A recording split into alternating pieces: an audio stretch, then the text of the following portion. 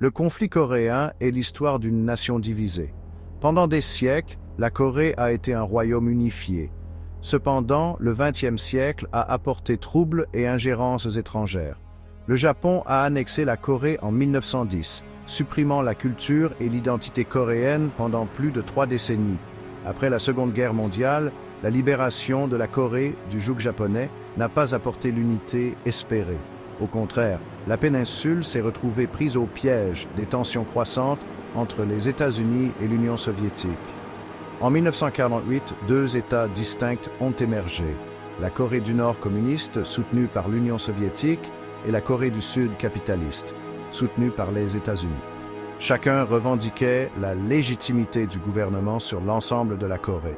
Cette division, fruit de la guerre froide, a planté les graines de décennies de conflits et de méfiance.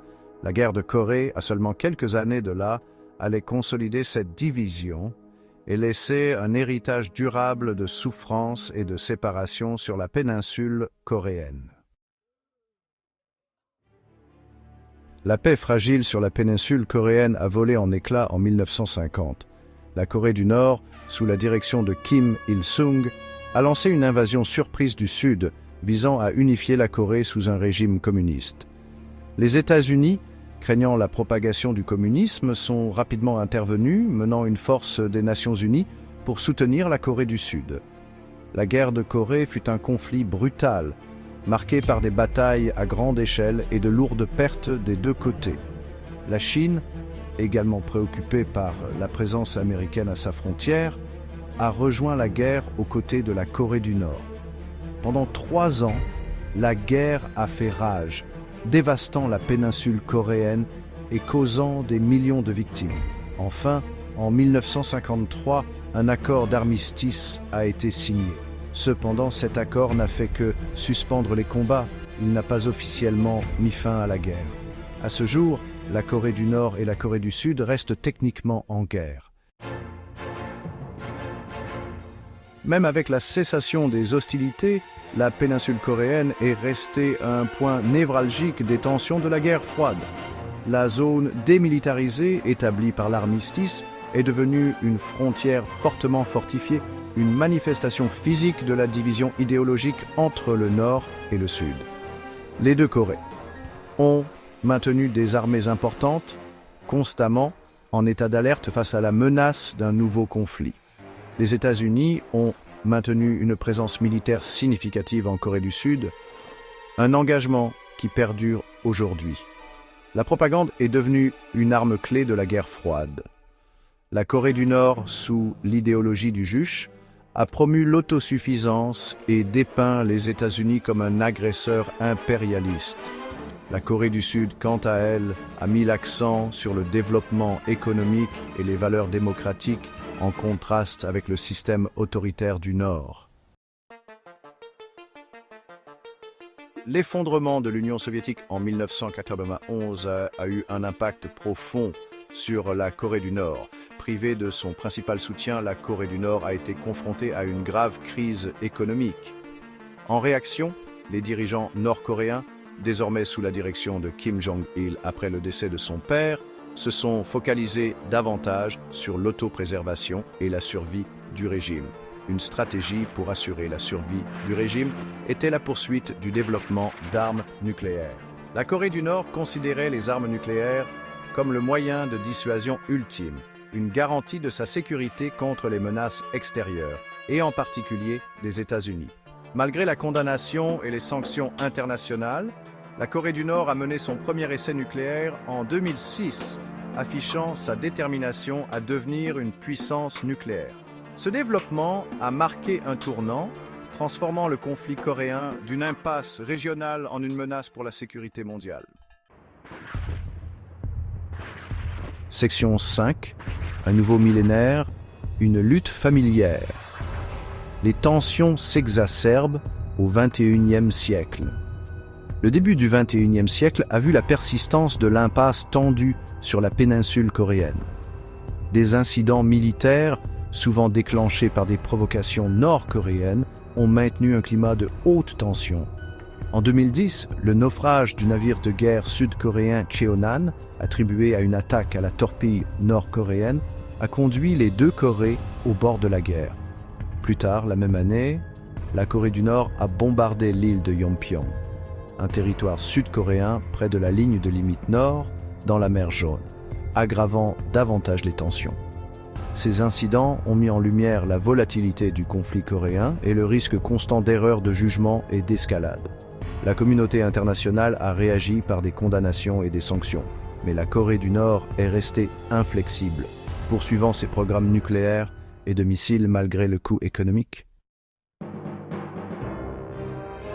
Et section 6, la cyberguerre, un nouveau champ de bataille dans un vieux conflit. Avec les progrès technologiques, la nature du conflit coréen a également évolué. La cyberguerre est apparue comme un nouveau front dans la lutte entre le Nord et le Sud. La Corée du Nord, malgré son isolement, a développé des capacités cybernétiques sophistiquées, les utilisant pour l'espionnage, la propagande et potentiellement le sabotage.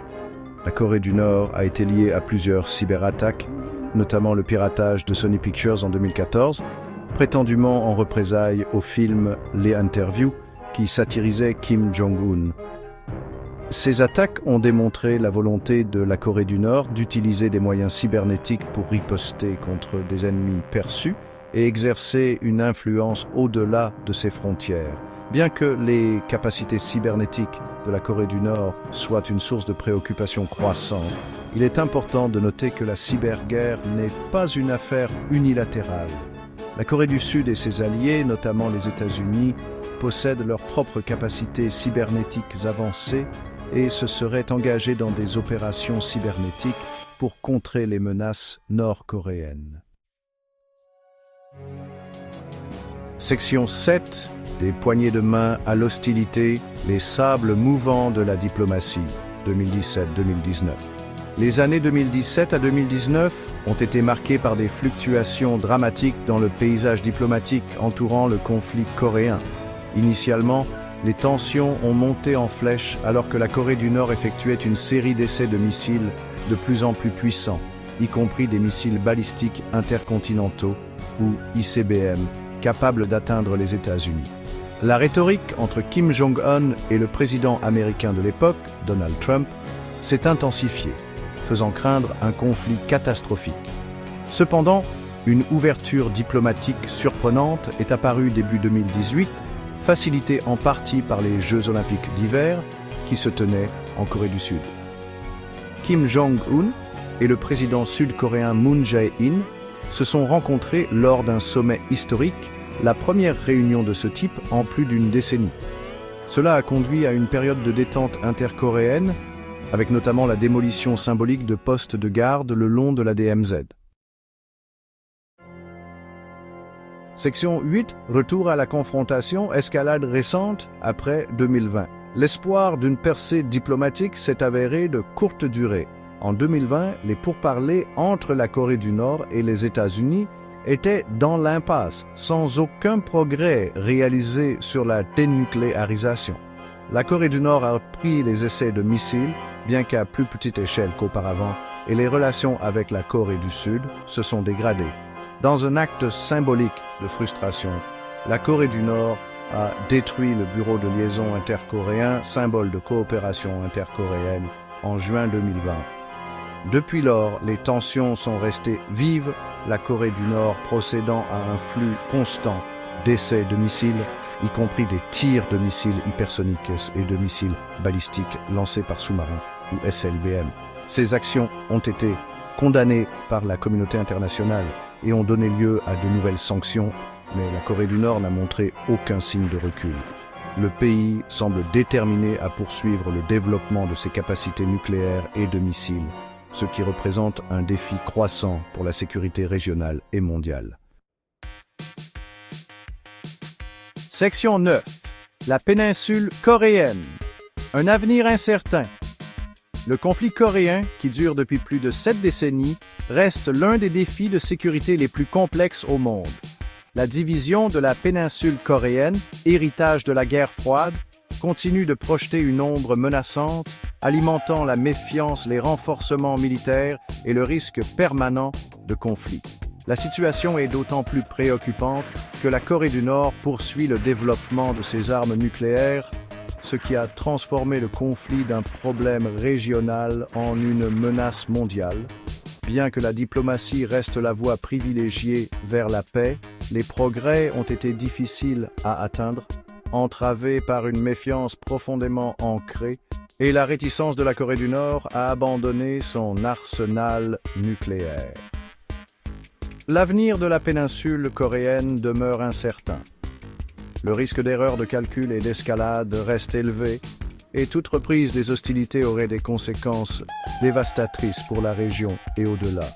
Que ce soit par la voie diplomatique, la dissuasion ou une combinaison des deux, trouver une solution pacifique au conflit coréen exigera des efforts constants, de la créativité et peut-être une dose de chance.